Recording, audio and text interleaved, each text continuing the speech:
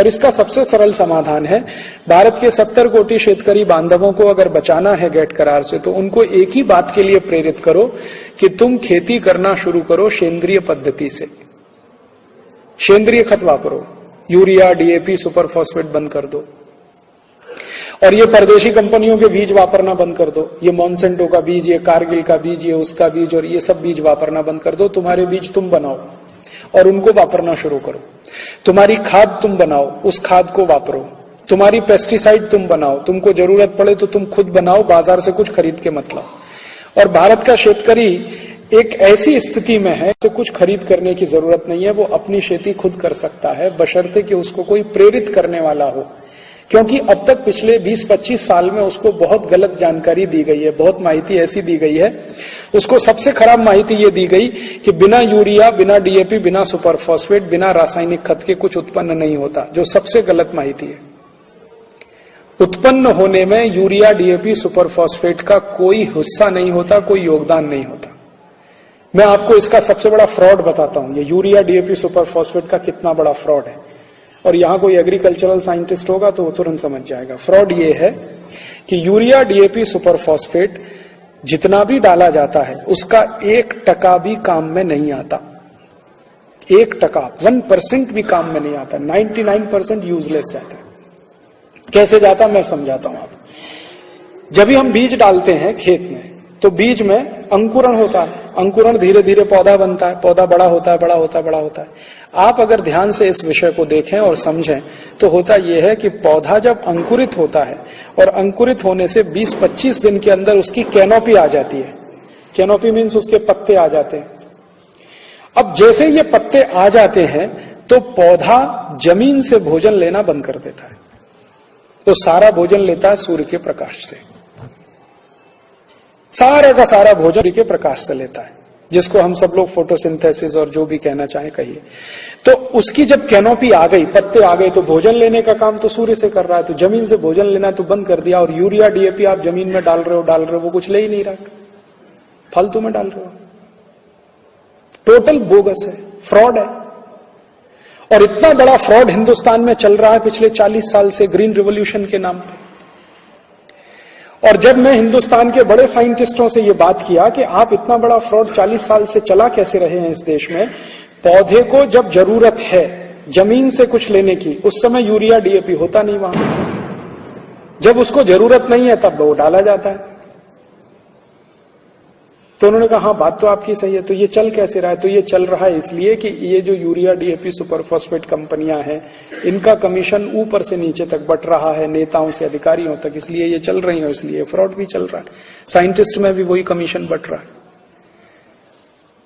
हिंदुस्तान को छोड़कर दुनिया के सभी देश के वैज्ञानिकों ने यह सिद्ध कर दिया है कि जितना यूरिया, डीएपी, सुपर फॉस्फेट जमीन में डाला जाता है, वो 99% वेस्ट चला जाता है और मिट्टी को ही खराब करता है। वो अल्टीमेटली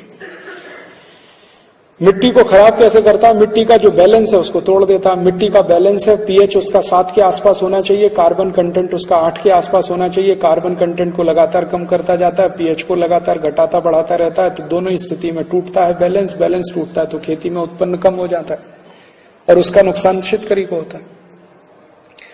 तो यूरिया, डीएपी का इतना बड़ा फ्रॉड, और उससे भी बड़ा फ्रॉड पेस्टिसाइड का। ये जो पेस्टिसाइड और इंसेक्टिसाइड है, ये इससे भी बड़ा फ्रॉड है। एंडोसल्फान डालो, मेलाथियान डालो, पैराथियान डालो, बेंजीन हेक्साक्लोराइड डालो, ये डालो, वो डालो। भाई क्यों डालो? तो कहते हैं जी कीट आया है। अच्छा कीट आया है तो ठीक है, किसी ने उसको बुलाया है तब आया, ऐसी तो नहीं आया।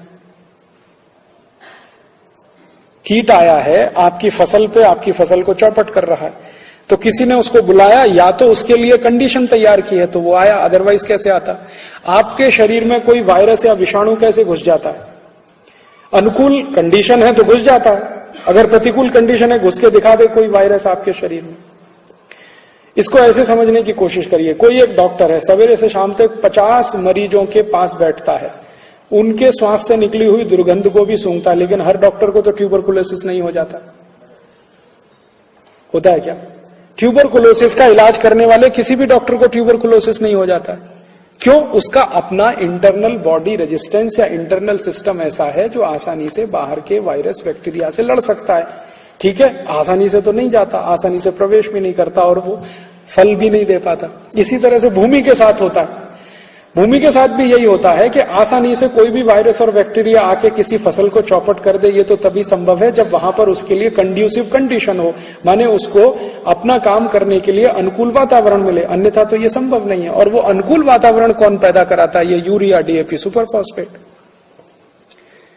दुनिया के सभी वैज्ञानिकों ने यह प्रयोग करके देख लिया है कि जो भूमि में यूरिया, डीएपी सबसे ज्यादा डाला जाता है, उसी भूमि पे सबसे ज्यादा वायरल इन्फेक्शन होता है, बैक्टीरियल अटैक होता है, उसी में सबसे ज्यादा जंतु आते हैं, कीट आते हैं। तो वहीं आपको पेस्टिसाइड ज्यादा चाहिए। अब इसका सरल उपाय है कि यूरिया, डीएपी, सुपर फॉस्फेट डालना बंद कर दो, आपको जंतुनाशक की भी जरूरत नहीं है, कीटनाशक की भी जरूरत नहीं है। तो गेट करार से भारत के शेतकरी बांधवों को बचाने का अब सबसे सरल रास्ता है ऑर्गेनिक फार्मिंग, प्राकृतिक खेती, नैसर्गिक खेती। उसको जो भी नाम देना है नाम दे दीजिए, उससे कोई महत्व नहीं है, उसमें विवाद भी करने की जरूरत नहीं है। बिना रसायन की खेती, माने urea, DAP, super phosphate, endosulfan, malathion, parathion के बिना खेती करना इस देश का किसान जब शुरू कर देगा तो गेट करार की एक भी शर्त उसके ऊपर लागू नहीं होती।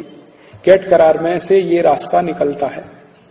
अर्थात हम हिंदुस्तान के लोग आप सबके साथ मिलकर अगर एक अभियान पूरे देश में चलाएं, शेतकरी बांधवों के लिए नैसर्गिक खेती करो, ऑर्गेनिक फार्मिंग करो, प्राकृतिक खेती करो, सेंद्रीय खेती करो, ये ज्यादा से ज्यादा अभियान चलाया जाए तो गेट करार से आप 70 कोटि शेतकरी को बचा लेंगे और हिंदुस्तान को भी बचा लेंगे। क्योंकि हिंदुस्तान की माटी में ये तासीर है कि हम सेंद्रीय खेती कर सकते हैं, यूरोपियन लोग नहीं कर सकते, क्योंकि यूरोप की माटी वैसी नहीं है सेंद्रीय खेती करने लायक। सेंद्रीय खेती होने के लिए माटी की सबसे बड़ी विशेषता उसको सॉफ्ट होना चाहिए। यूरोप की माटी बहुत कड़क है, भारत की माटी बहुत सॉफ्ट है। भारत में संभव है, यूरोप में संभव नहीं है, इसलिए ये हमारे यहां संभव है। और सेंद्रीय खेती उसी देश में संभव है जहां सूर्य का प्रकाश बराबर मिलता रहे। यूरोप को 8 महीने सूर्य का प्रकाश नहीं मिलता, हमको 12 महीने सूर्य का प्रकाश मिलता है। 24 घंटे चाहे तो सूर्य के प्रकाश का हम उपयोग कर सकते हैं। 12 घंटे तो सीधे कर सकते हैं, 12 घंटे परोक्ष रूप से कर सकते हैं। तो सूर्य का प्रकाश हमें हमेशा उपलब्ध है। बायोडायवर्सिटी हमारे पास अद्भुत किस्म की है, मिट्टी सबसे सुंदर दुनिया की हमारे पास है, हमारे पास पानी की भी व्यवस्था ठीक ठाक है। बस हमारे शेतकरी बांधव का मानस बदलने की जरूरत है, मन बदलने की जरूरत है, और वो सेंद्रीय खेती की तरफ आ जाए, ऑर्गेनिक फार्मिंग की तरफ आ जाए तो गेट करार से बचने का रास्ता है।